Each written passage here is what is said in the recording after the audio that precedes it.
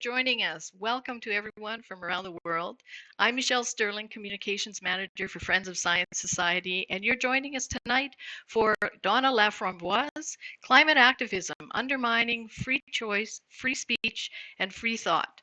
Now, this was actually scheduled as our 17th annual event, and it was supposed to be at the Red and White Club in Calgary, where we usually have a buffet dinner and spend the evening with the two speakers that we normally have. But of course, that was canceled by the pandemic. So we moved it online and we split it into two parts.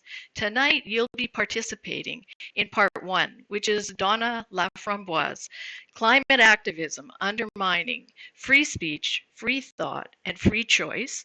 And then in January, we'll be presenting Dr. Roy Spencer on January the 19th, 2021 at 7 p.m. Mountain Standard Time, same kind of setup. And he will be talking about the main reasons why there's no climate emergency. So I hope that you will join us for that event as well. Now, for this evening's event, Donna Laframboise is a journalist and also a past vice president of the Canadian Civil Liberties Association. And she's been deeply involved in the climate issue for many, many years. She runs a blog, which is called bigpicnews.com. So I hope that you'll subscribe and follow her work, because she brings you all the insights on climate activism that you never hear about in mainstream media.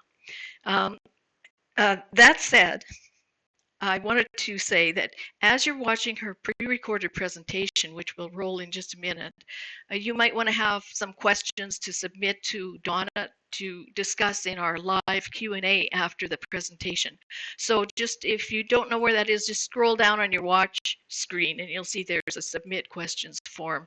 Now, we do have a team that will be correlating these questions and putting the ones that are similar together so that we're not asking the same thing over and over. Those selected pre-submitted questions will be asked of Donna at the end of this presentation. So with no more ado, let us present you Donna Laframboise, Climate Activism, Undermining Freedoms like Free Thought, Free Speech, and Free Choice. Let's roll that video.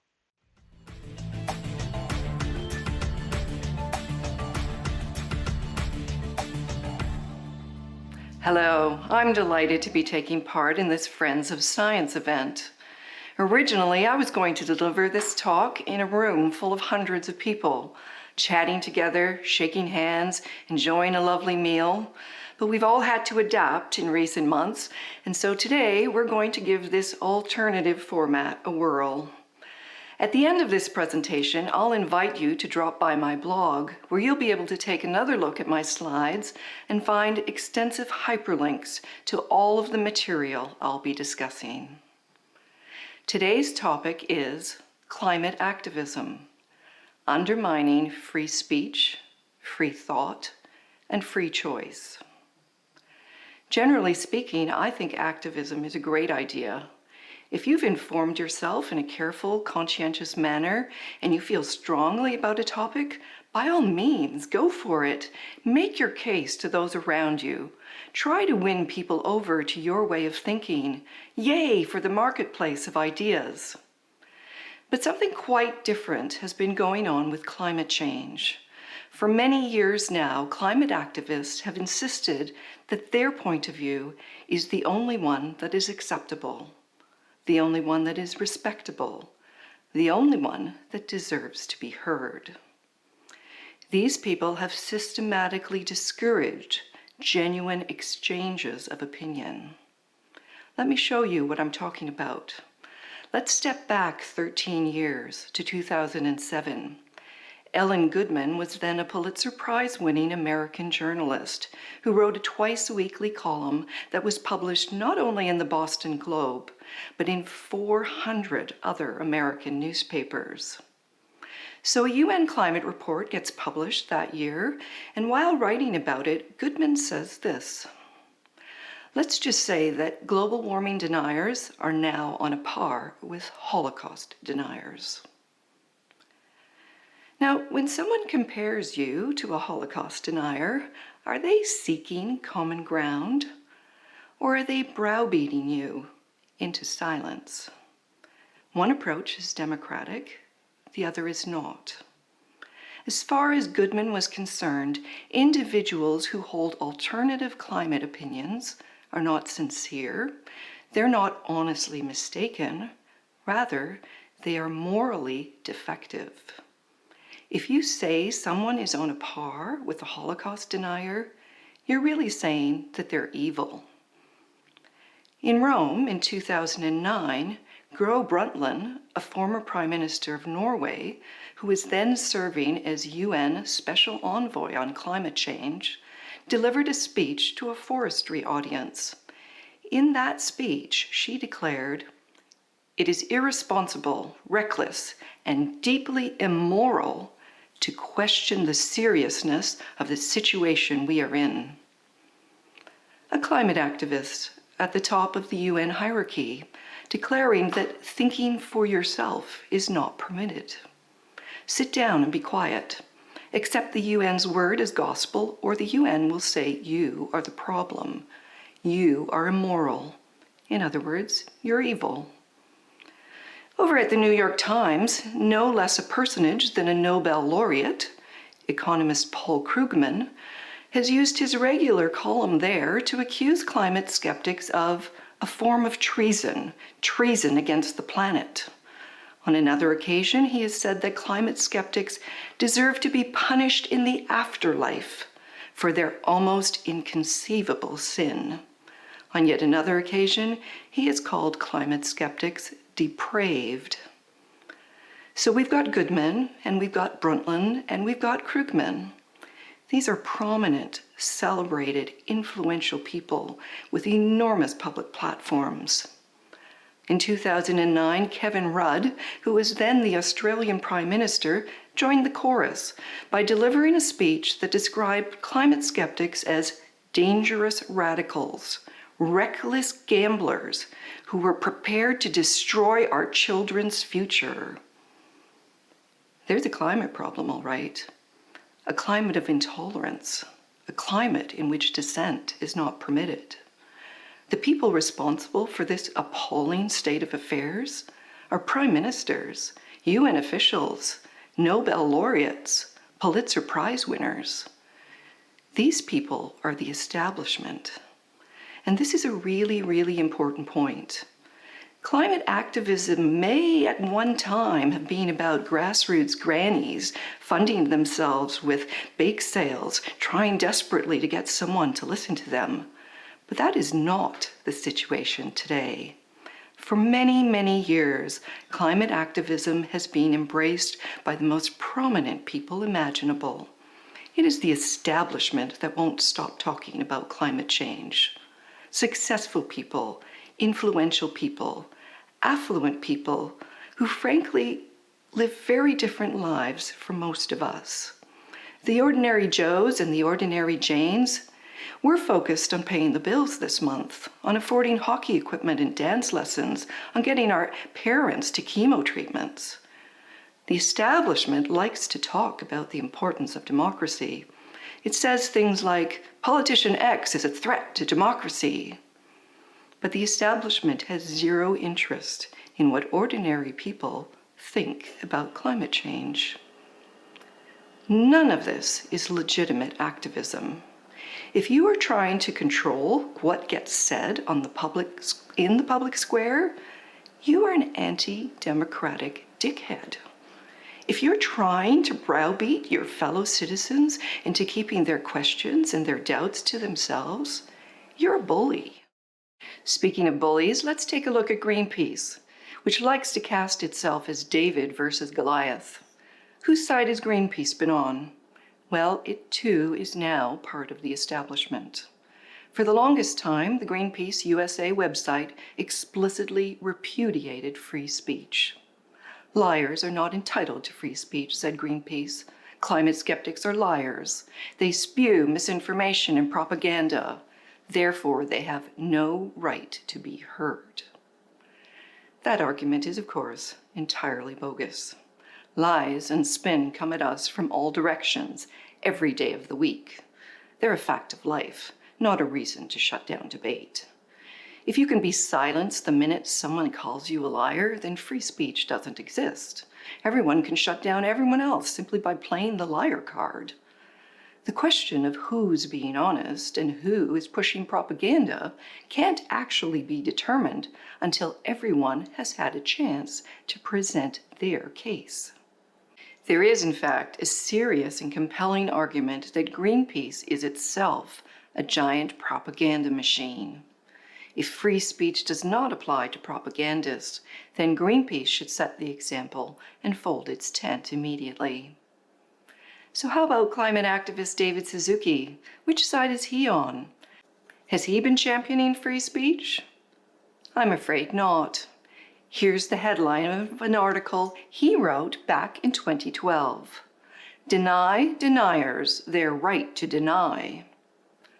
Suzuki thinks democratically elected politicians who hold non-conformist climate opinions, and such politicians are a rare breed these days, should be thrown in jail. He said so in 2008, in 2013, and again in 2016.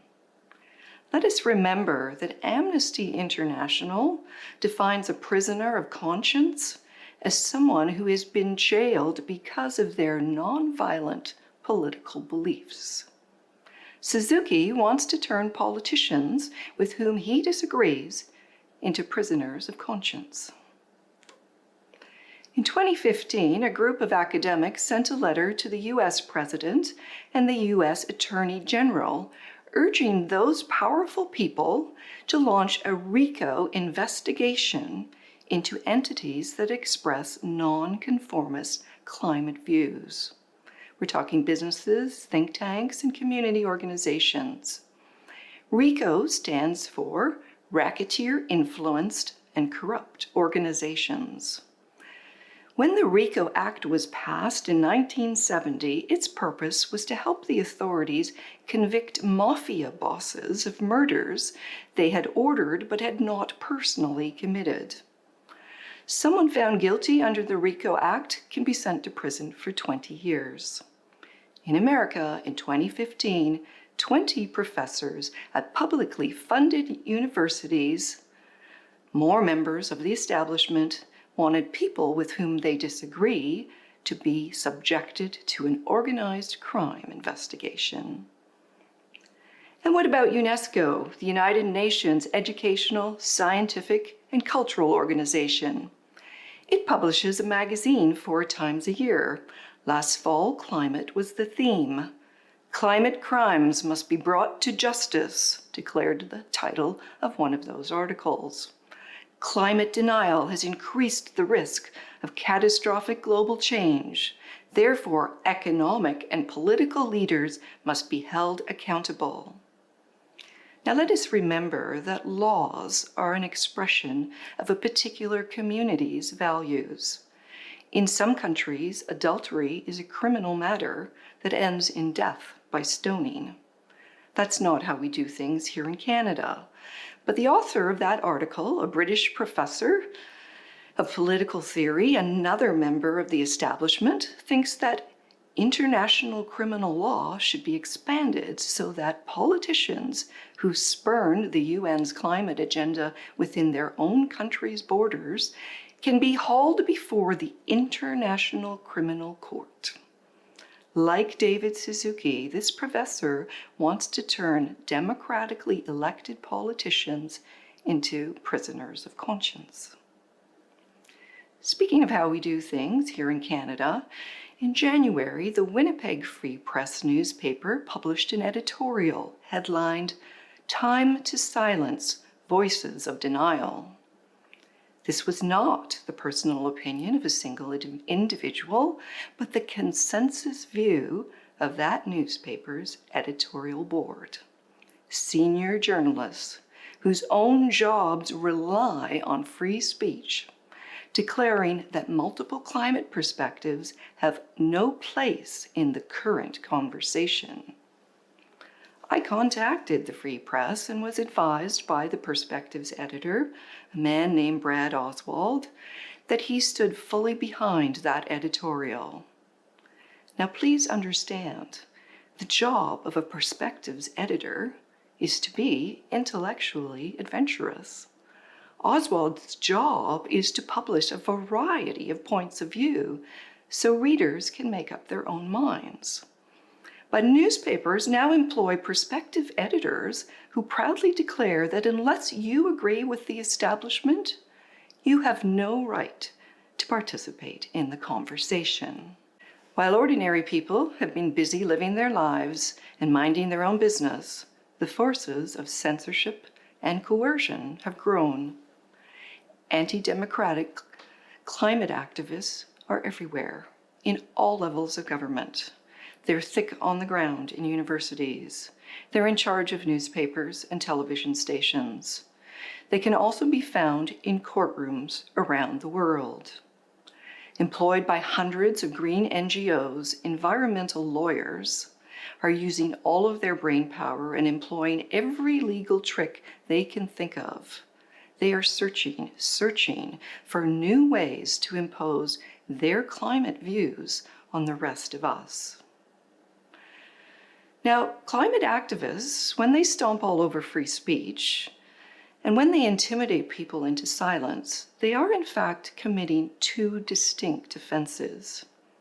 First, they're shutting down a fellow citizen who has as much right to participate in the conversation as they do. Second, they're interfering with the broader community's right to hear what everyone has to say, to evaluate firsthand a range of competing perspectives.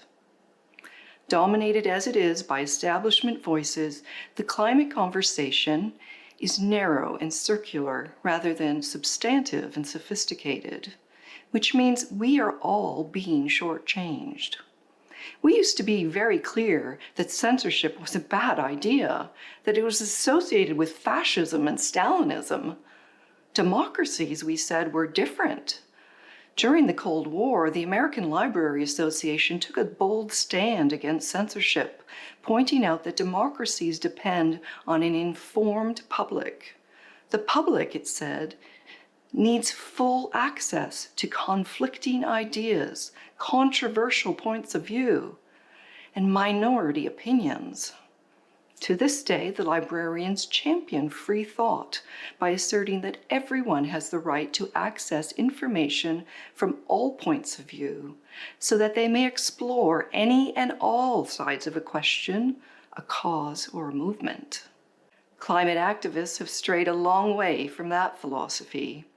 Rather than promoting intellectuals' freedom, they've spent years insisting there's nothing to talk about, that the debate is over. Al Gore has famously been uttering those precise words since at least 2006. Let me say this loud and clear. A debate is not over simply because one side says so. We all know this. Shall we watch the Barbie video or the Frozen video? If the kids can't agree, there needs to be negotiation. There needs to be compromise. The kid who declares, "Debate's over, we're doing what I want," is a nasty little brat. When someone tells you the climate debate is over, especially if you've never even had the opportunity to witness an actual debate on this topic, they're saying, in effect, "Don't worry, you can trust us." Now remember, these activists believe we need to turn our lives inside out. According to these people, we're supposed to be engaging in rapid, far-reaching transitions connected to energy, transportation, food production, land use, urban planning, building design, and industrial processes of all kinds. Everything we humans do requires affordable, reliable energy. We need gasoline to run our car. We need natural gas to heat our homes. We need electricity to refrigerate our food and to power the internet and our smartphone. Pretty much everything we do produces greenhouse gases, including exhaling. Activists say we must reduce these gases, not steadily and incrementally as technology improves, which is something we're really very good at, but rapidly. They say we have to interfere everywhere. We have to change everything. We have to meddle in every corner of society. Now, to me, this is absurd. Governments can't even balance their own budgets. Yet climate activists want governments to oversee the redesign of virtually everything. To make things climate friendly, we're going to break everything all at once, in a rush. What could possibly go wrong? Well, we could take a look at Germany. That country has tried very hard to become carbon neutral. It has spent obscene amounts of money on solar power and wind power. The result is disastrous. Germany is way behind schedule in terms of its emissions cuts. The price of electricity has risen sharply. If you are a retired person struggling to pay your bill 10 years ago, your life has gotten worse, not better. Moreover, the once robust German electricity grid is now unstable. Something that used to work well has been redesigned.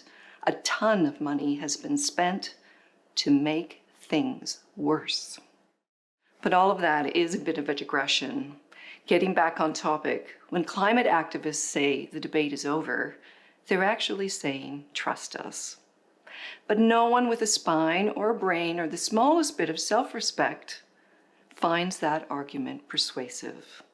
We all know there's more than one side to every story.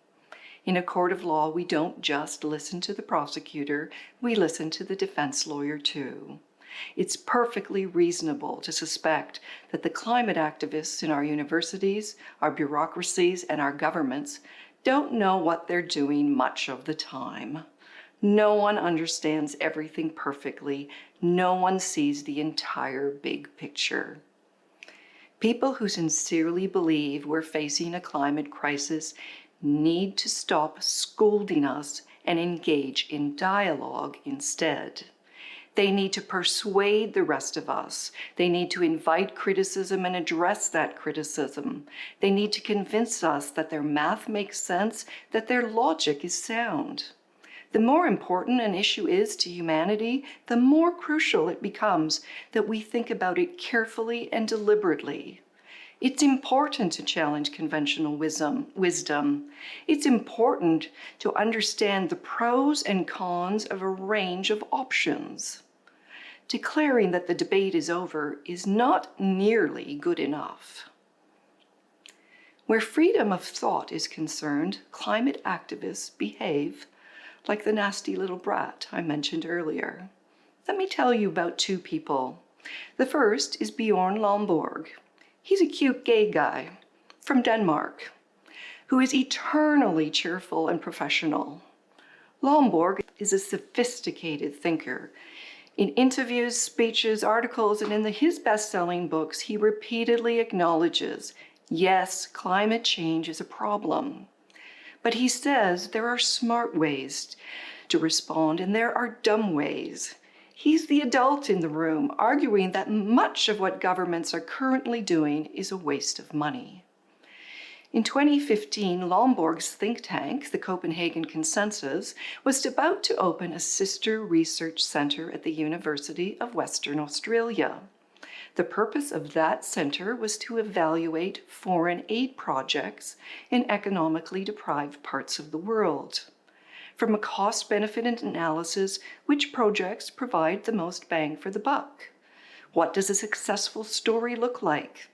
What approaches sound good on paper, but fail miserably in the real world? In Lomborg's words, quote, working with more than 100 economists, including 7 Nobel laureates, we have produced research that measures the benefits of a wide range of policies, such as fighting malaria, reducing malnutrition, cutting air pollution, improving education, and fighting climate change. Now, this new research center would have been called Australia Consensus. it would have provided a forum in which lots of people, including climate activists, could participate in grown-up conversations about how best to rank competing priorities. After all, climate spending, which represents a huge share of foreign aid these days, doesn't do a thing for the children who will die of malaria today, tomorrow, and next week.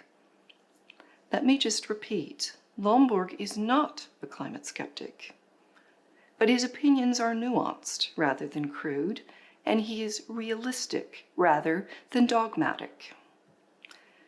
But climate activists are so self-righteous and so intolerant, they see little difference between Lomborg and full-blown climate skeptics. Australia consensus was scrapped. $4 million in funding was returned to the federal government. In the words of one university official, "I have stated many times that this is not a center to study climate change and that Lomborg would not be involved in its day-to-day operations." Nevertheless, the university pulled the plug due to the scale of the strong and passionate emotional reaction. A group of vocal opponents on campus and beyond shut down the Centre for Free Thought. According to the leader of the Australian Greens Party, funding that research centre was an insult to every climate scientist in Australia. The student organisation acknowledged that while Lomborg doesn't refute climate change itself, many students nevertheless objected to him being anywhere near the project. Let me tell you what everyone at that university learned that year. Disagree with climate activists and you may find yourself chased right off campus. You don't need to question climate change per se. All you need do is stray beyond the very narrow band of acceptable climate opinion. A couple months later, a newspaper reported that staff and students at another Australian university had warned of an angry backlash if Lomborg were allowed to set up a research centre there. The project has now been totally abandoned. Freedom of thought, anyone? The second person I want to tell you about is a Canadian zoologist named Susan Crockford. Last year, this accomplished scientist and fabulous role model for young women was excommunicated from the academic community.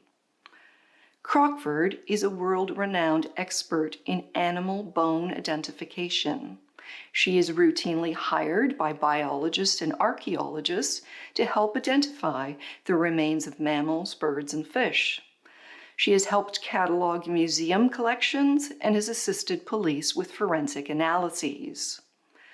But Crockford has committed an unpardonable sin in the eyes of the Church of Climate Change. Calmly and persistently, she has declared that polar bears are not in trouble. On her blog, polarbearscience.com, and in a collection of books, Crockford says these bears are actually thriving. Whatever might happen in the future, they are currently at no risk of extinction. Crockford doesn't dispute climate change per se. As a zoologist, she just thinks the public shouldn't be misled about how climate change is affecting wildlife. This small rebellion has made her a huge target. While she received support in the past from Canada's University of Victoria, free thought is no longer protected at that institution. For the better part of a decade, this university's Speakers Bureau arranged for Crockford to deliver an unpaid lecture to elementary and high school students titled Polar Bears, Outstanding Survivors of Climate Change. There is every indication she was a popular speaker, but in 2017, things changed. Since her affiliation was with the anthropology department, she was advised that the chair of that department needed to confirm she was an appropriate person to represent the university. This same anthropology department had awarded Crockford her PhD 13 years earlier. But while serving as chair, Anne Stahl put a stop to Crockford's Speakers Bureau talks. According to Stahl, these talks had generated concern among parents regarding balance. This concern had been shared with various levels of the university. Balance. It's a fine word, but there is no suggestion on the Speakers Bureau's website that presentation must be balanced.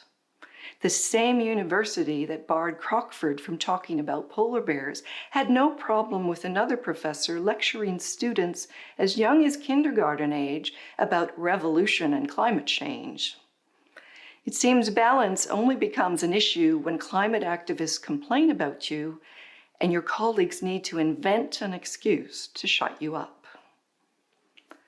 An unspecified number of complaints lodged by who knows who and who knows when, about which Crockford was never told at the time, and voila, she's dropped from the Speakers Bureau. Then at its first opportunity, the university banishes her altogether. The position of adjunct professor is reviewed every 3 years.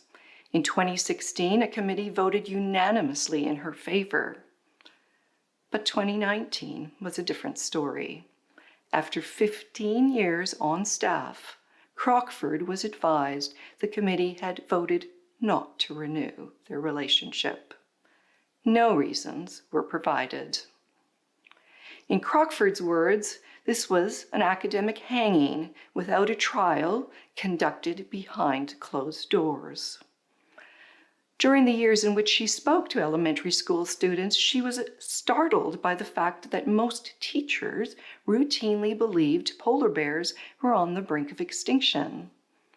Crockford thinks the public has a right to know that according to official estimates, tens of thousands of these bears are alive and well. These are the kinds of people being sacrificed on the altar of climate change. What conclusions do we suppose other academics draw when they hear such stories? How much does their own background fear of stepping out of line increase?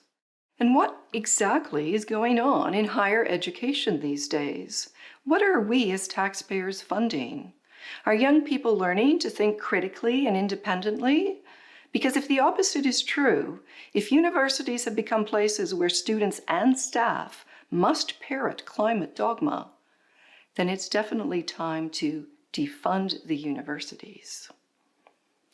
Slowly but surely, the walls have been closing in around us. The list of things you can say without climate activists trying to destroy your career and your reputation grows ever shorter. Houston, we really do have a problem.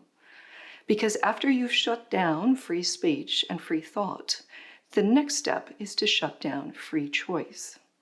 And we're already farther along that path than many of us realize. The CEO of Starbucks says that when consumers order coffee, his company intends to push them to choose non-dairy options. Supposedly, the carbon footprint is smaller. But humans have no history of consuming highly processed almond milk. Not everyone's digestive system reacts well. Never mind that a coffee shop is supposed to give you what you want, not nag you about your carbon footprint. I used to be a frequent Starbucks customer. I don't go there anymore. In Germany and Australia, climate activists are demanding meat be taxed. Activists used to worry about whether families could afford nutritious food. Now they want to arbitrarily and artificially raise the price of sausages as a solution to climate change. Whatever happened to letting people decide for themselves? Those concerned about the carbon footprint of meat don't have to eat it. Those who think human brains need animal protein can choose differently.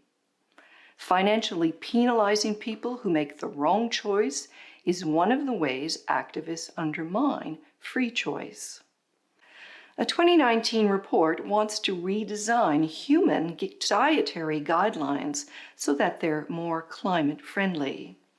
What this is really about is marginalizing traditional food, such as eggs, milk, cheese, and meat, and replacing it with often highly processed, plant-based products.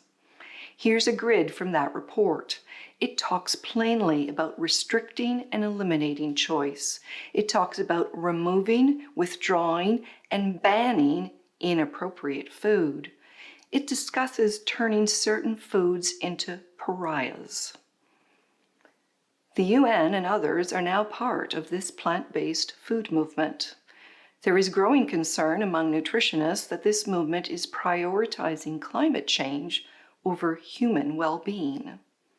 Malnutrition hasn't yet been stamped out here on planet Earth. Many people still eat meat rarely because they can't afford it. Their children's brains may therefore not be developing in an optimal manner. But the establishment is more worried about the climate than about malnutrition. Climate activists don't just want to tell us what to eat, they want to control how we cook it. Gas stoves, prized by professional chefs and serious home cooks, are now being outlawed because of their contribution to climate change. We need to start noticing something. In many places, city councils have been taken over by climate activists. Rather than filling potholes, collecting garbage, and plowing snow, these people think their real job is fixing the climate. Not by persuading their neighbors, but by using the law to restrict their neighbors' choices. Anyone concerned about the carbon footprint of a gas stove doesn't have to buy one. It is another matter altogether to make it illegal for me to do so. For years, climate activists have been reducing our home heating options. First, they targeted coal, which has the benefit of being inexpensive. But they didn't stop there, because climate activists never stop. They are never satisfied. Whatever we do is never good enough. In an attempt to become carbon neutral, the city of Montreal, which experiences some of the coldest winters on the planet, will force every oil furnace in the city to shut down by 2030. A news article explains that while natural gas would seem to be an obvious substitute, the city intends to ban that as well in 2050. In this regard, the UK is way ahead of Montreal. Natural gas furnaces in new homes are banned in that country beginning 4 years from now. Why did the UK government take such a momentous step? To address the concerns of children protesting about climate change. Now, children are wonderful, but being the least knowledgeable, least experienced segment of our society, they should not be in the driver's seat. So let's take a look at a news story announcing this ban. You'd think climate activists in the UK would be celebrating this significant step. Instead, they're complaining it's not good enough. Greenpeace wants the already planned ban on gasoline-powered automobiles moved up by a decade. It also wants a frequent flyer tax. Meanwhile, Friends of the Earth gripes that the finance minister is fiddling in the margins rather than putting climate change at the heart of the UK's economic strategy. Climate activists are everywhere. They are admirably energetic. Partly because journalists behave largely as their mouthpieces, reporting their assertions extensively and uncritically, climate activists are transforming society. Inch by inch, they are creating a world in which everything gets judged according to the climate impact. The number of children you have, your long-cherished family recipes, your asthma inhaler, your holiday celebrations, your pet food. The direction in which we are headed is not good. Do we really want to live in a country in which the only choices available to us are those approved by the Church of Climate Change, where necessities and frivolities alike are continually being banned or taxed out of existence? Do we want to live in a society in which the religion of climate change is imposed on all of us? To conclude, Climate activists have spent years stomping all over free speech. They've spent years declaring that the debate is over. Via the mainstream media and the universities, they have been snuffing out free thought. Rather than doing the hard work of changing your mind, of persuading you to voluntarily choose option B over option A, climate activists are ramming their choices down your throat.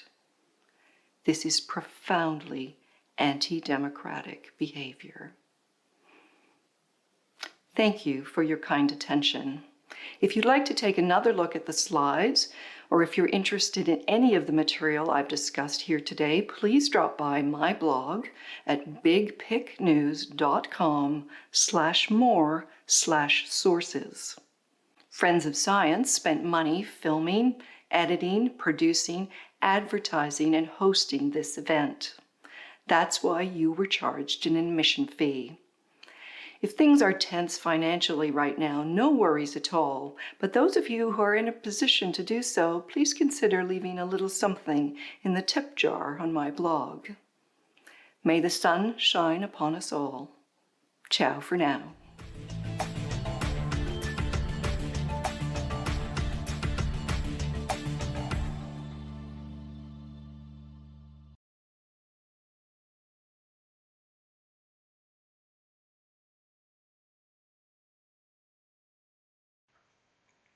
Hi, and welcome back. That was just a great presentation.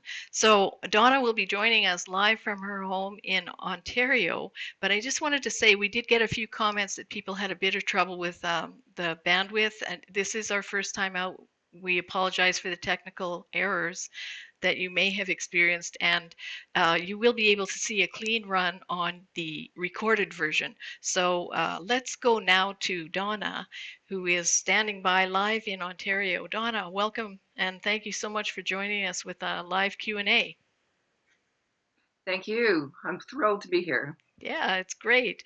Now, I was very interested in watching the presentation that most of the people who are so adamant about climate denial and calling people names are not scientists themselves. They're like Grobertland's a politician, and Krugman's an economist, and Goodman is a journalist.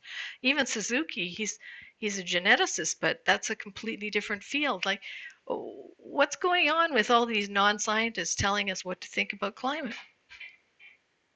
Well, this is a topic that encourages people to have very strong opinions and strong emotions. So, and it is a matter that it concerns us all.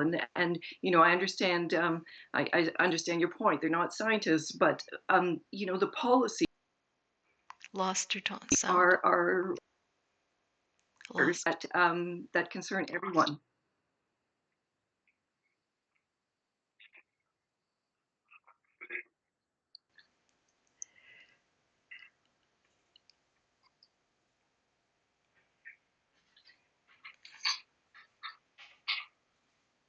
So, in light of the fact that you were a former vice president of the Canadian Civil Liberties Association, what's the deal with these associations? Like in the United States, the ACLU will, go to court for neo-Nazis' right to protest. But what do they do for climate dissidents? Do they stand up? Do you have any insight on that? Well,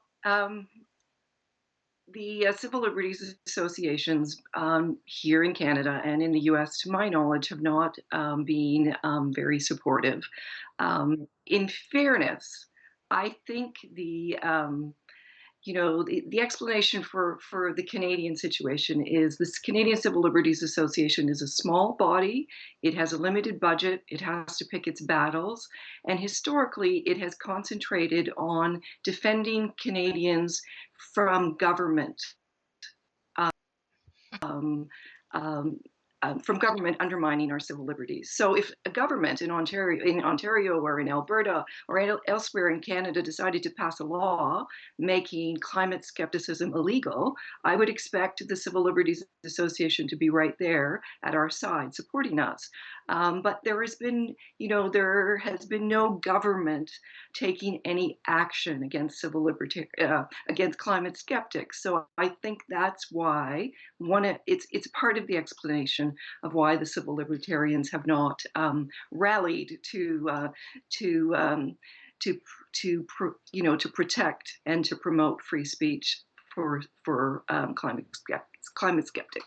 Well, but that's interesting because in 2015, Eco Justice, that big law outfit, went after us, and they wanted to put us in jail for our billboards, and and fine us.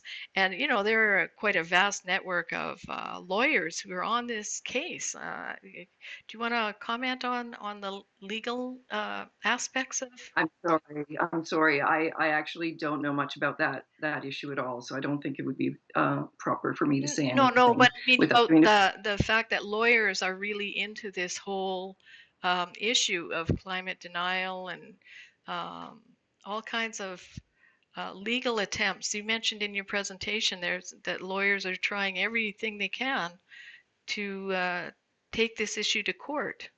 Uh, Yeah.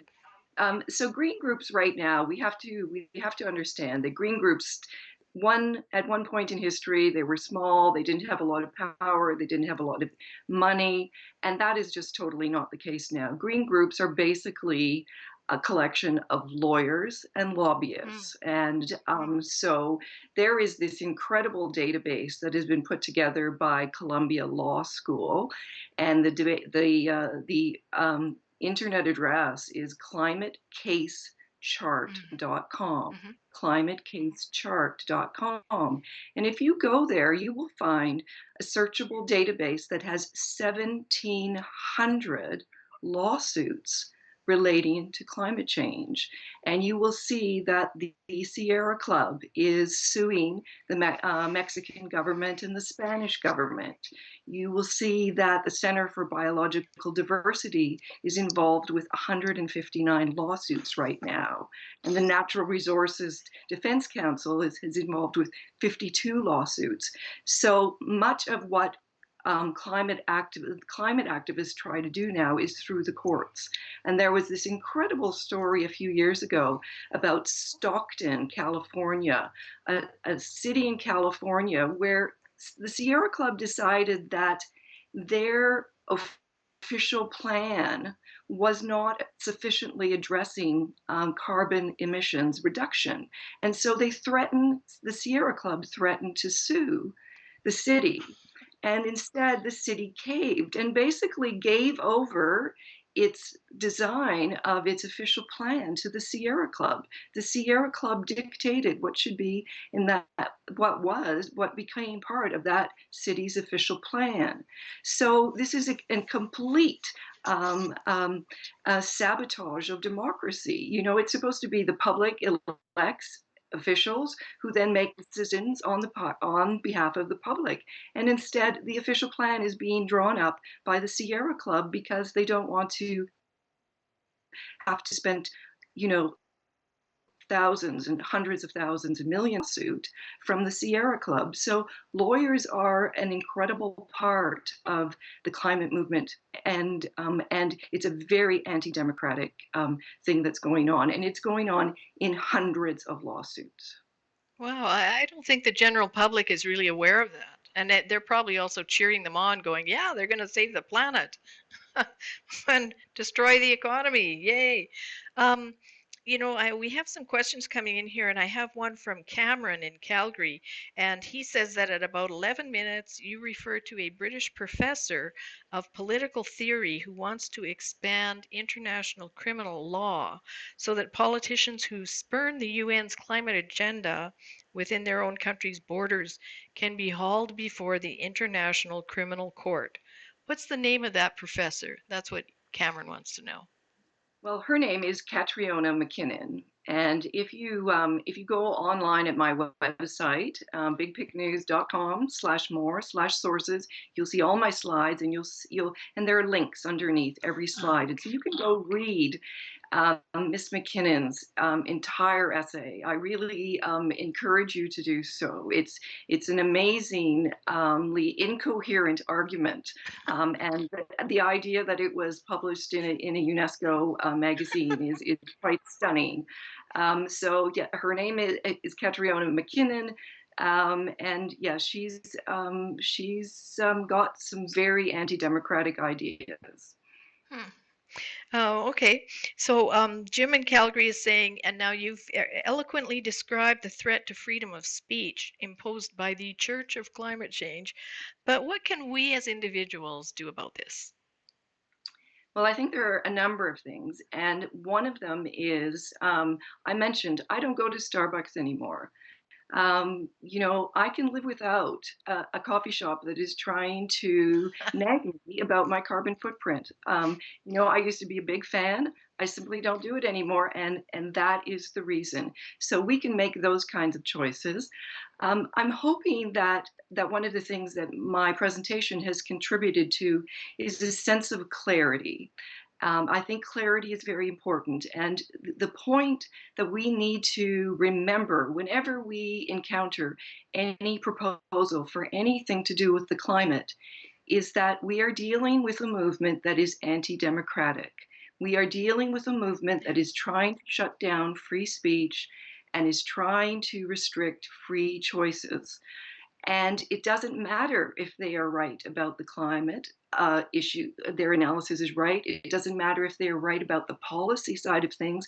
This is an anti democratic movement. It is very dangerous to democracy. And people who care about things like free speech cannot support this kind of movement. We need to oppose it, we need to resist it. And so the clarity that this is not a movement that is taking us in a positive direction, quite the opposite, I think is very helpful. And climate skeptics have tried to argue the science. They've tried to argue the policy. Lomborg argues policy brilliantly. Yes. He's wonderful at it. Yes. But so far, neither of those strategies have been very successful. So I would encourage people to start thinking and to start talking just, in a friendly way to those around them. Do you really want to be aligning yourself with a movement that is so anti-democratic? It is not a good thing to be doing that. Even if you agree with them on the science, it is not a good thing to line up with people who want to stomp all over free speech. That's not respectable company. So if we have that clarity, I think it's a good way to argue things, and maybe I'm wrong, but it's another way to approach this issue. And I mentioned in my talk that it's time to defund the universities. Mhm. University is supposed to be a place where you send your child to have their mind expanded, to be exposed to a variety of perspectives, to learn how to evaluate different arguments. And right now, universities are some of the most intolerant places in the country. That's for And sure. so defunding universities, I think, has two components. One of them is, the provincial government has to start saying to these institutions, if you are not standing up for free speech, we're going to stop giving you money. That you must have policies in place. I think that the provincial government that does that kind of funding should be involved. But also, every university has a fundraising department. And that department, one of the things the people who work there try to do is they try to persuade you to leave them money in your will, a legacy. And so I think it would actually be very interesting and very helpful and useful potentially for ordinary people to call up the fundraising department of universities and say, I'm thinking about writing a new will soon, and I have some money, and I'd like to come and talk to you about what your free speech policies are. Mhm. I want you to tell me whether this university would be tolerant of a climate skeptic giving a talk, and if not, I'm going to leave my money somewhere else. That is something that any ordinary person can do. Mhm. is have that conversation with any university. Okay. And Yeah. the other thing I think is the same thing with political candidates. Now, as a journalist, I don't belong to a political party, and I've never donated to a political party. I think it's important for me to keep some distance. But my understanding from friends is that if you write a check for $1,000 or $2,000 to a candidate, they actually really notice. And they are prepared to listen to your concerns. It actually doesn't take a lot of money to influence candidates. And again, I think the message to those candidates should be, I don't want you supporting anything that's got to do with the climate, because this is an anti-democratic movement. This is a movement that is destroying democracy. And so I don't want you voting for, for bike lanes if that's if what the bike lane if the bike lanes are being financed by federal government climate change money. I don't want you declaring that this small town in Alberta has got a climate emergency, which politicians are doing a lot these days. So, my money is contingent on you resisting the climate movement. And I don't care if you believe their analysis, you must resist it because it is an anti-democratic movement. Wow. Wow. I've never heard it put so well. Thank you. That's fantastic. That gives people lots of practical things to do and quite a bit of food for thought. We have another question here. Warren from Alberta asks, what is the underlying motivation for the widespread curtailment of free speech, which you have so effectively enumerated? Do you think it's a lack of confidence to openly debate, or could it be that the ends justify the means? Well, I think there are many explanations, and those are two very important ones. I think for some people who are zealots, they are climate activism has kind of become their substitute religion, and they are they are very focused, and they're very dogmatic, and they're very narrow-minded, and the ends do justify the means for those people. But we have seen from history that when people think the ends justify the means, you end up in some very, very unpleasant places. And I also do think that some climate activists are lazy. I think, the thing about a lot of social movements is they are social events. They are a community, a group of people you hang out with. And so I think many of the people in the climate world are young, and they're idealistic, and they're a little bit naive, and they want villains and heroes, and they want to think of themselves as heroes, so anyone else who disagrees with them must be villains. And we have also a couple generations now of students who have come through university, and rather than being taught that free speech is the bedrock of all of our other freedoms, they have been taught that anything I don't like is hate speech. That's true. So and therefore should be silenced. And so I think there are a number of explanations, and none of them are very comforting. We should be concerned. Okay, we have a question here from Paul Schmidt. He's saying, are we planning to more strongly advocate the negative effect of the very tight bureaucratic governance of the IPCC on the ability to attract competent and qualified scientists who are used to having more freedom to do their work, and also the lack of competence and qualifications of their scientists as exposed in your book, The Delinquent Teenager? And has this changed since the book was written?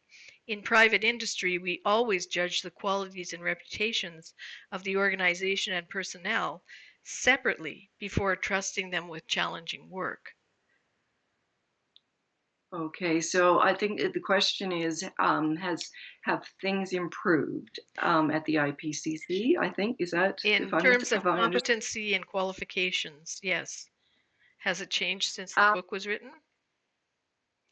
I don't think it has significantly. The problem with a big organization that has been around for many decades, like the IPCC, is that it has its own culture. And anyone who has any background in business management knows that it's very difficult to change a culture. And the only way it really happens successfully is if you have a very strong leader who is very involved and makes a Herculean effort to change the culture. So there is unfortunately, I don't see much hope for the IPCC. I don't see it ever reforming. My personal hope is it's just going to fade away.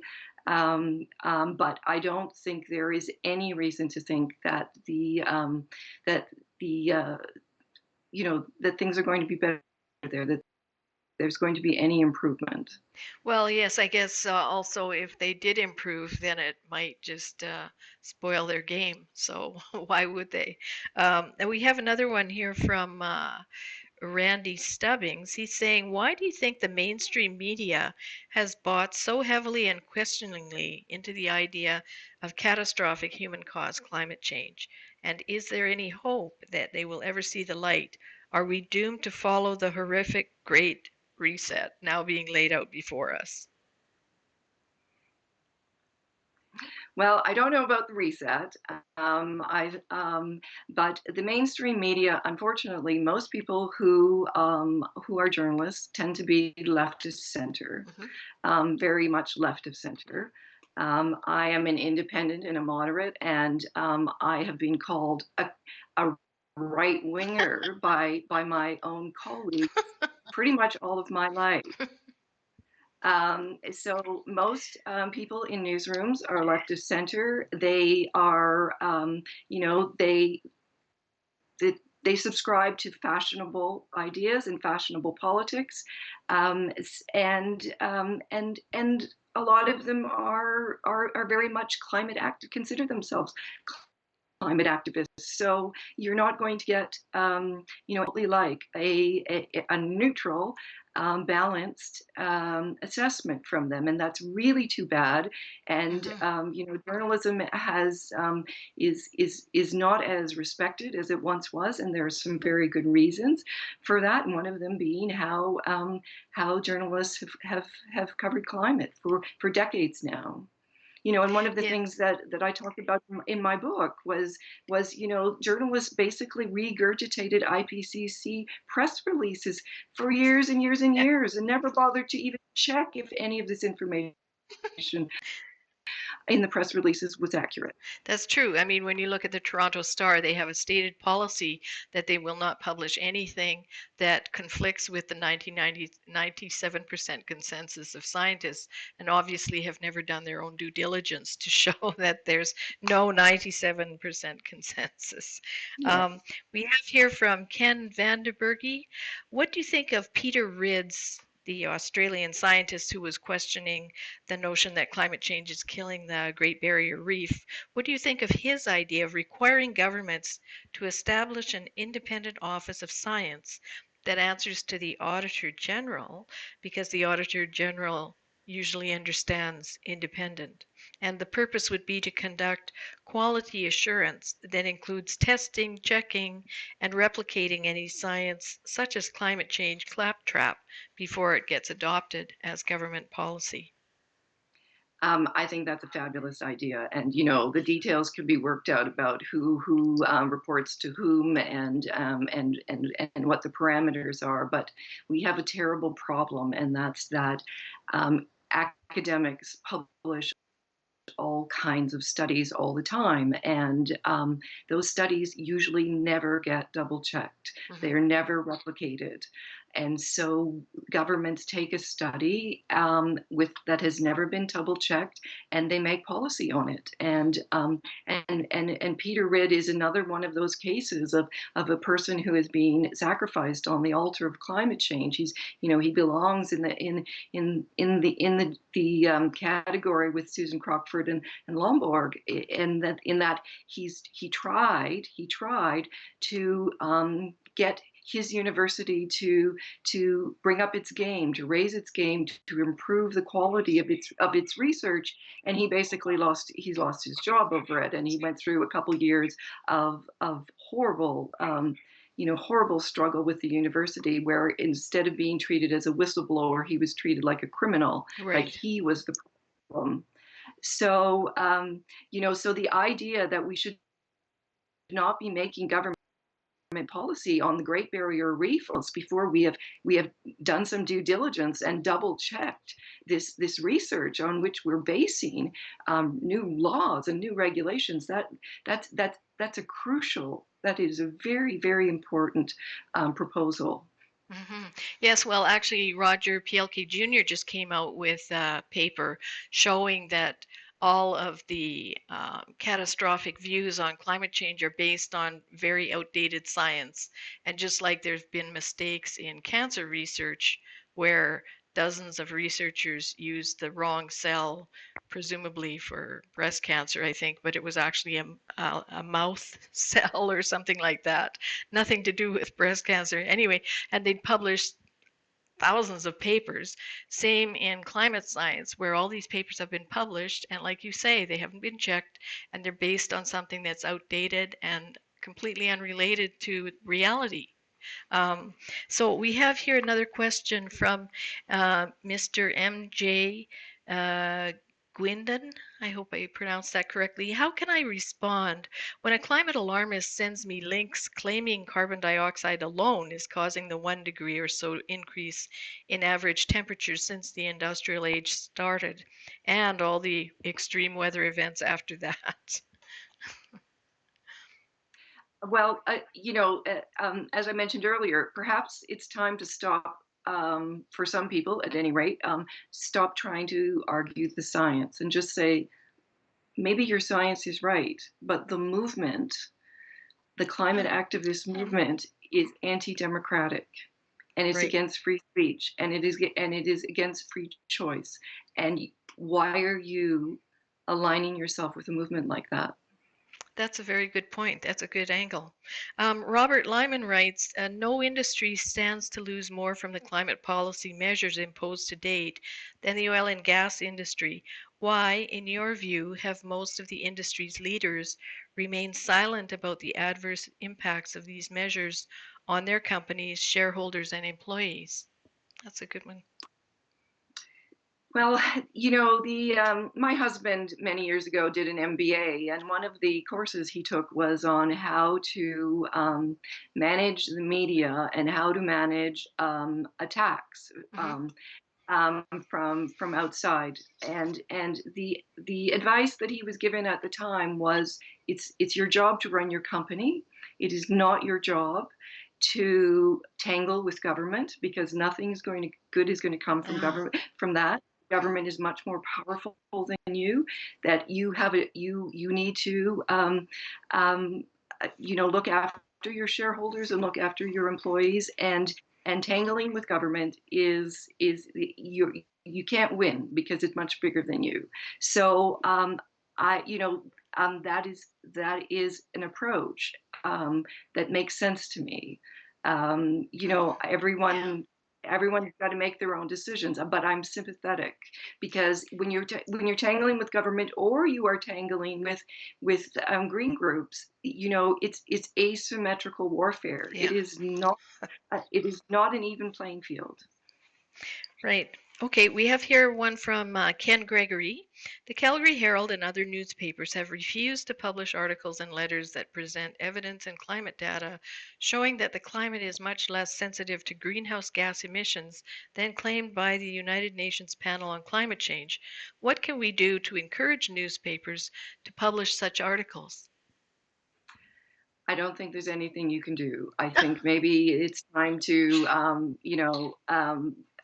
maybe there needs to be some new newspapers. But these organizations are, as I said, like the IPCC, there is a whole culture there. You are not going to change it. They are moving in the wrong direction. They are losing readers, and they deserve to lose readers, because rather than publishing a wide range of opinions and allowing adults to make up their own mind, they are feeding us all pablum, and it's appalling and it's unprofessional.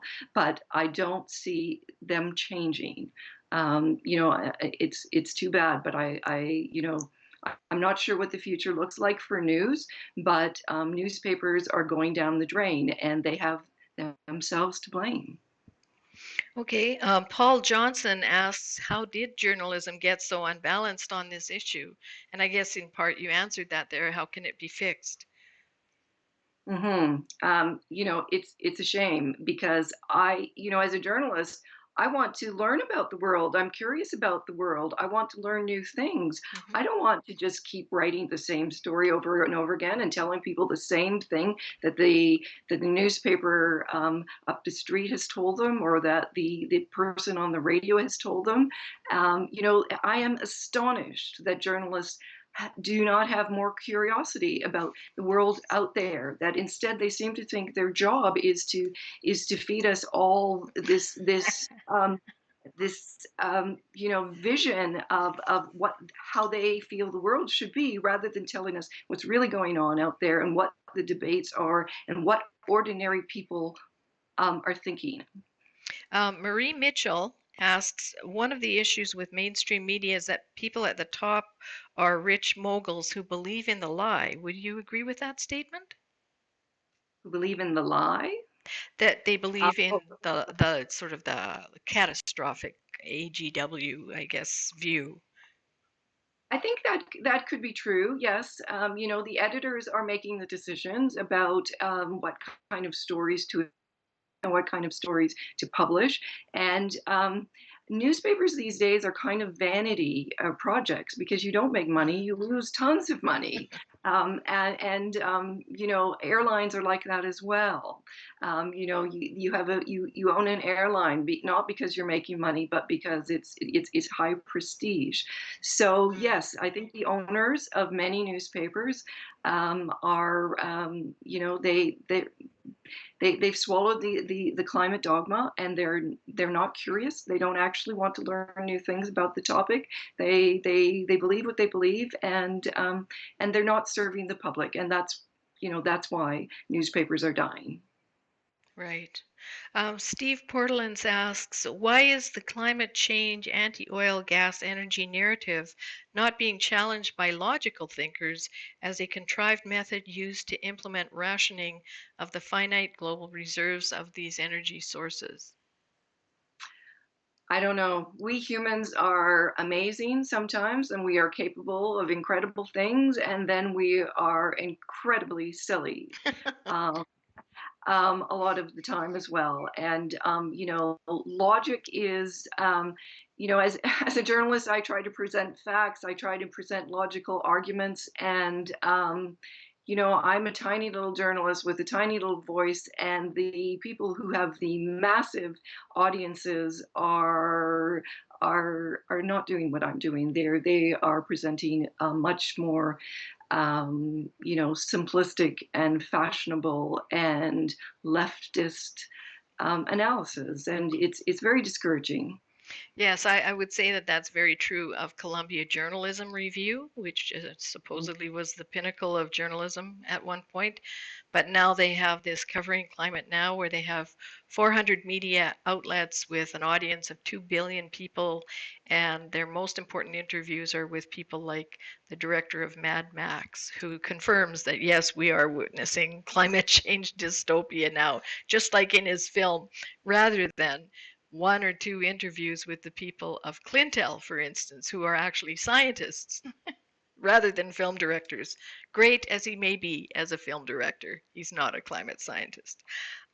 So we have here Great and Tranquilla is asking, are you and many of us aware of the ASH experiment and how it has now been successfully used by mainstream news media to manipulate all to think in a like manner? And Dr. Judith Curry referred to this situation as an error cascade, a scientific term for reaching the wrong conclusions en masse. I'm afraid I'm not familiar with that, so I probably shouldn't say anything. Okay. But the idea of error cascades is very interesting, and you know, we get ideas into our heads, and it takes them to get them out again, and we just go full steam down the railroad track, you know, yes, it's a problem. It's a problem with again, we're wonderful, and we're also, you know, really flawed. Yes, well, we're humans. So, I mean, that's the beauty and the despair that we do wonderful things, as you say, and we do crazy and sometimes very unproductive things. We have one here. Oh, I forgot to mention earlier on that David Hines said, "You're welcome in Alberta anytime." So he's very Thank you. keen on your work. David Birkby writes, "Not sure how you deal with the Greta syndrome, where young, educated, altruistic people have taken up the cause with a passion that's mostly based on emotion.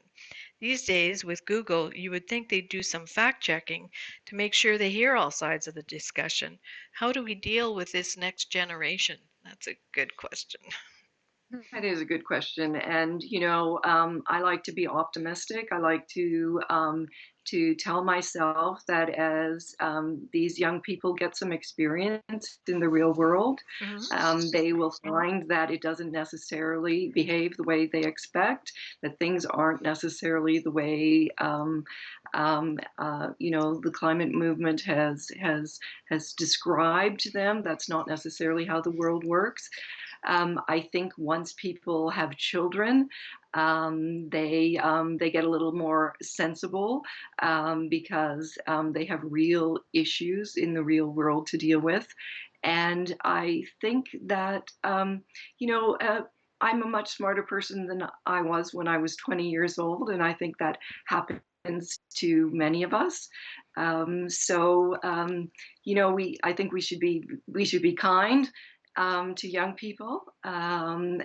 But you know, it doesn't hurt to try to point them in the right direction. And sometimes, you know, it takes a while for a seed to germinate, but you Mhm. can drop some seeds, and a few years later, maybe something that you said to a young person will finally, you know, penetrate and will be the sort of you know, opening a new window for them. Okay, very good. Henry Engelking writes, "Why are politicians afraid to listen to both sides of the climate science debate?" Well, I think that's a very, very good question. And I think one of the things we need to understand is that if you are a politician and you vote against the climate movement, there is a big downside. There's a big risk. Greenpeace might be demonstrating outside your home tomorrow. Right. Okay, the downside. There is no downside when you go along with the climate train, and that is, you know, and Greenpeace and lots of other people have spent decades involving themselves in all kinds of organizations and lobbying all kinds of politicians at all kinds of levels, and they have figured out how to put pressure on people. And there is, you know, there's nothing coming from the other side. Mhm. And I think um, maybe some of those tactics, you know, not in a bad way, but in is just in a good way. Some of those tactics, maybe people with alternative perspectives need to explore. Just for a moment, if I can tell you, I think about 2012, I was in Scotland to give a speech, and the gentleman who had arranged for that event also arranged for me and a local writer to go in and meet with a couple members of the Scottish Parliament. Mhm. And I had never done anything like that before. And I was a little bit uncomfortable because I'm a journalist, I'm not a lobbyist, but I'm visiting from Canada and I have a book. And I went in with this other writer. And these two Scottish MPs spent half an hour or a bit longer with us and were very respectful and listened to our perspective. And at the end, a junior person in the office brought us down in the elevator and back to security, and we left the building. But in the elevator, that young man said to us, "I'm so glad you're here because Greenpeace is here every week talking to our caucus." And and the MPs never hear another point of view. So I'm so glad you're here. Now, perhaps it is time for organizations such as Friends of Science to organize a committee where people regularly go and visit members of the legislature, members of parliament, because Greenpeace is doing it, and is the World Wildlife Fund, and so are lots of other groups, and there is no counterbalancing force. Oh, yes. I think any of our audience would be astounded if they looked on the Canadian lobbyist registry, and probably same with lobbyist registries around the world. But there are just dozens and dozens of ENGO lobbyists, and they are in and out of ministers' offices and deputy ministers, and every single day of the week. And this is how they get grant money from the government for their good works. And this is how they influence the government. And then quite often, as we've seen recently, they end up actually becoming part of the government. So then it's just like having an office meeting when you next go into lobby, because the guy on the other side of the desk used to be your boss at the NGO. So, yeah, they're thick as thieves, so to speak. I have a couple more questions here. How are you doing time-wise, Donna? I'm good. We're good. Okay, good. Well, I have one here from Richard Penner. He's saying, considering that climate change has been going on ever since the Earth was formed, why has it become such a contagious issue at this particular time in our history? Well, they're one of the arguments is that after the end of the Cold War and after the Berlin Wall fell, there were all sorts of activists who had been very invested in the Cold War politics, who suddenly didn't have a home anymore. Right. And so they migrated over to environmental issues because there was lots of money Right. there. And you could still tell yourself that you were saving the world and you were making the world a better place. I think that's part of the answer. I think the media is always looking for something that sounds very dramatic. Right. So, you know, uh, headlines. But on the other hand, I think it's worth noticing that the overpopulation scare of the late 60s didn't last all that long. The scare about acid rain didn't last that long. Hole in the ozone layer that was going to give us all skin cancer didn't last that long. But climate change has really taken root and us for 25 years now, and it shows no sign of going away. And part of the problem is that now there are people who work on climate change at every level of our government, municipally, provincially, federally. There are a lot of people whose jobs are concerned with climate change, and getting rid of people in the government who have jobs on certain topics. There is now this constituency of people who are going to scream out of their own self-interest if you try to, shut down climate change jobs in government. So we're in a bit of a pickle, but it is interesting that it has taken root, and it is not, it's been a long time. It's had a long run. Mm-hmm. Yes, well, I think also the fact that the financial community is into it, and Joanne Nova did a great video on the other side of climate, on the carbon trading industry, and that's a whole big Pandora's box. But I think that that's one of the main drivers that's sort of unseen to the public eye, because that's going on like in the finance, banking, and industrial sector. But it's big money, and we are talking about simple policies, as you mentioned, bike lanes and things like that, where they seem to make no sense, but somehow these things are being driven from behind the scenes. And I'm not speaking in conspiratorially, I'm saying that there are groups like the United Nations Principle for Responsible Investment and the Task Force on Climate Change Disclosure, BlackRock, all these big companies, big pension plans. And in fact, recently, the 8 big pension giants in Canada called for a green COVID recovery. They're supposed to just invest. Why are they activists? Sorry, I have another question here. Robert Bebb is asking, what are the chances that this global warming nonsense will disappear on its own as a result of the grand solar minimum? Well, I'm not a scientist, so but my understanding is that the grand solar minimum is going to here. It's not about to arrive tomorrow.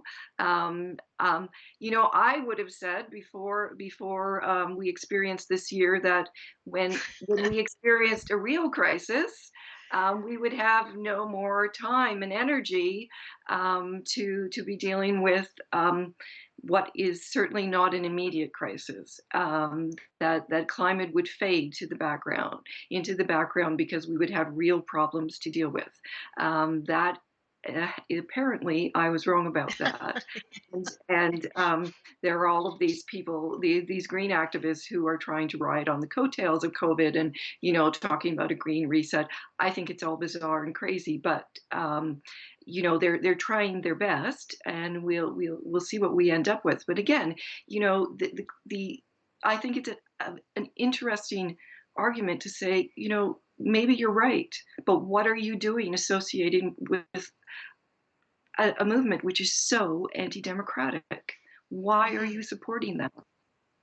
Yes, and it is interesting that, due to the requirements of the contagious nature of the COVID virus, some of the issues of lockdown and such like were implemented to try and prevent its spread.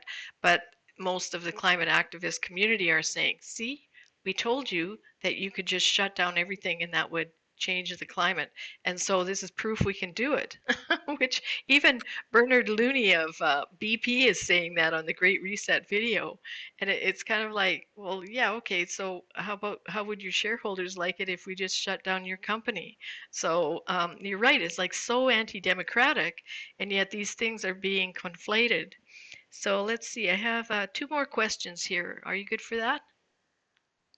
Perfect. Okay, so we have John, I may pronounce his name wrong, I'm sorry, Kastorka, and he's saying the climate of intolerance has engulfed the whole world, going way beyond just climate change. Much of this movement appears to be very well funded to be as effective as it is. Have you any idea who's writing the checks? Well, we know that there are some very wealthy people who are funding the climate movement. Bloomberg, Steyer. Mhm. We know that those people are funding it. George Soros. So I think we have always had to fight against intolerance. I think there are always fashionable ideas, and it's human nature to try to to demonize people who disagree with you, to assume that their motives are bad rather than they simply have a different point of view. So I'm not.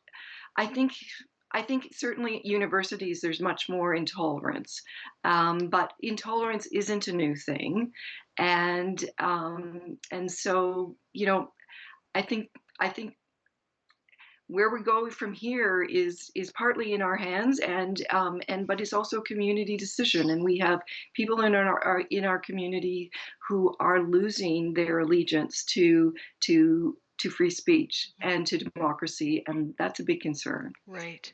Okay. And I have one here from Greg Chornaboy. He's saying, how have the courts generally been disposed to these cases? And he's thinking about the BC courts dismissing Michael Mann's lawsuit against Tim Ball, which I think I have to say was more based on the length of time that had been drawn out rather than the actual content of the case. Yeah, I actually, I wouldn't want to comment on, generally speaking, on how lawsuits are going. Um, I think the lawsuits around Michael Mann are all quite confusing, and there's many of them, and I haven't looked at that topic in quite a while, so I wouldn't want to say much. But to go back to what I was saying earlier about there are hundreds and hundreds and hundreds of lawsuits.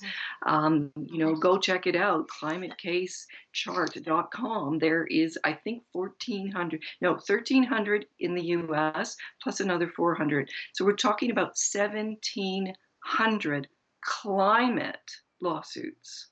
Wow. That's a lot. And all they want to do is get a precedent somewhere. Yes. They need to win on crucial points somewhere, and then their next step is to argue that that should be the precedent for the rest of us. Yeah. They judge somewhere that is going to agree with them. So what's going on in the courts is really frightening, and just think about the money that is being, in my view, wasted by 1,700 different lawsuits.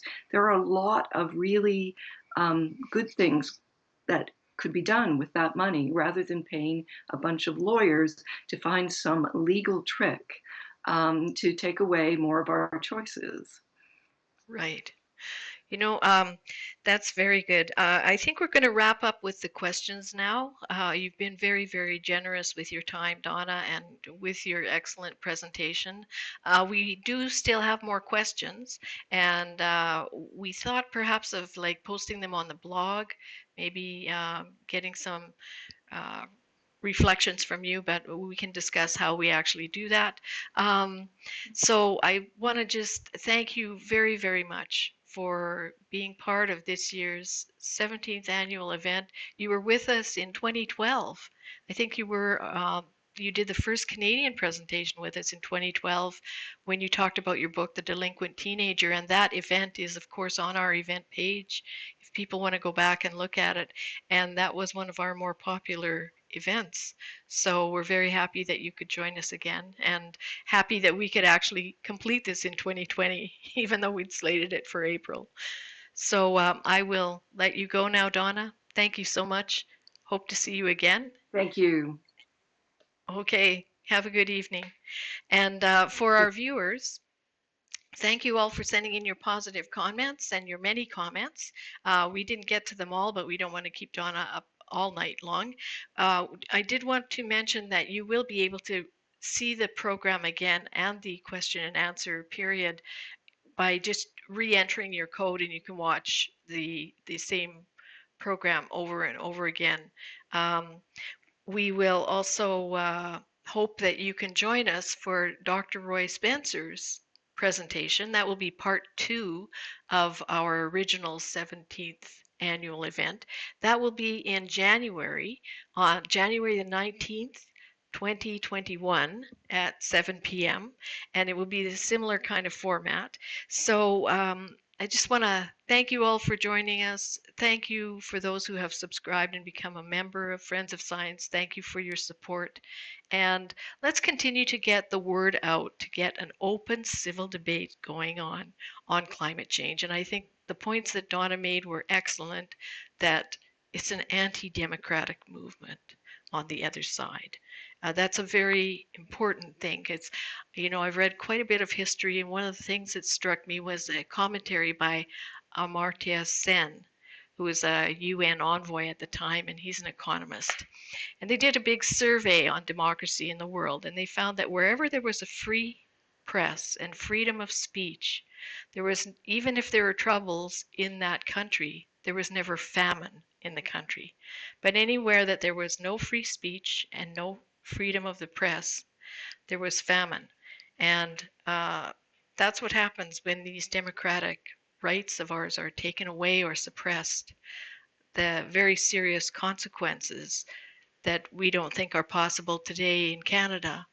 Just look at Venezuela and see how they slipped off that cliff in the space of a few months and now into years of chaos. So that's not a very cheery note. I'd like to say in closing that we hope that everyone has a Merry Christmas and a Happy New Year. And thank you for joining us. We hope that 2021 will be a much better year for everyone in every way. And we hope that you'll continue stimulating the debate.